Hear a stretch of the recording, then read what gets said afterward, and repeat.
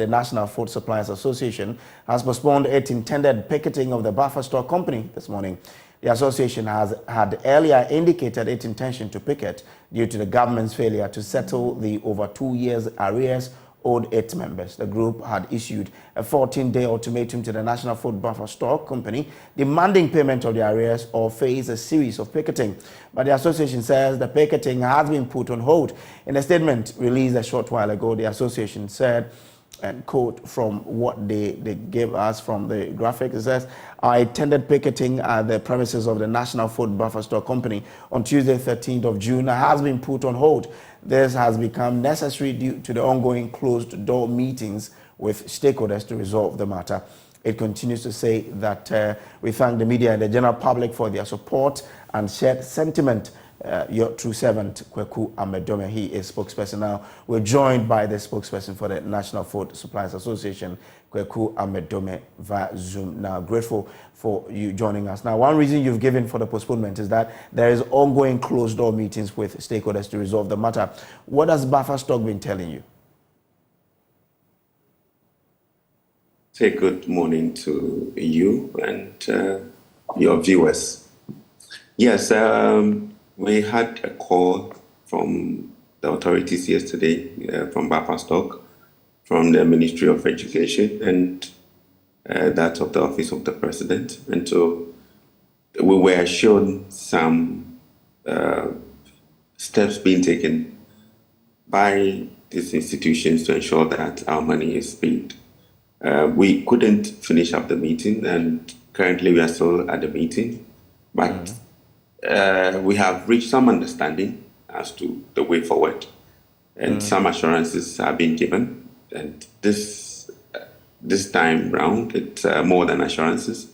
We've seen some document authorizing Controller and Accountant General to effect the full payments to our members. And so we decided to put a hold on the picketing we intended to organize this morning. We've been given up to next week Friday for the full payment to be made. Okay. Now that's why we just put a hold. You had earlier said your members will not be moved any longer by empty promises by the government. You are telling us that they have assured you to pay by next week. How different is this new assurance from the previous ones that you were given in the past? The previous assurances were just words of promises. They were just what should I say, citations, I call them, because it was the same story being turned or being coined or being termed differently and then presented to us. But this time around, we have seen some actualization of those promises. We've seen documents, we've seen letters instructing or letters directing the Controller and Accountant General to give us the money. And so we have conferred with the Controller and Accountant General, and we think that this is more than just a mere promise. We just hope that it ends the way we all expect it, as per the promises given. We are not totally backing down, because we made them aware that this is not payment. But what we are seeing, what we're being told now, it's better upcoming than what we had before. And so we decided to put a hold on the press conference. You and I will agree that money from state coffers should attract some procedures. You cannot just put your money in a state coffers and withdraw state money. Okay. It has to be initiated.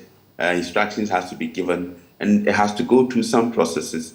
And so with that understanding, we have decided to put on hold our press conference.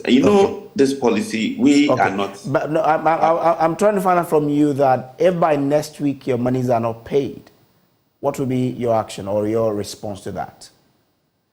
For now, we will have to get there. Then we'll see how we can cross that bridge. Okay, all right. I'm grateful to you for joining us here. Now, to another story.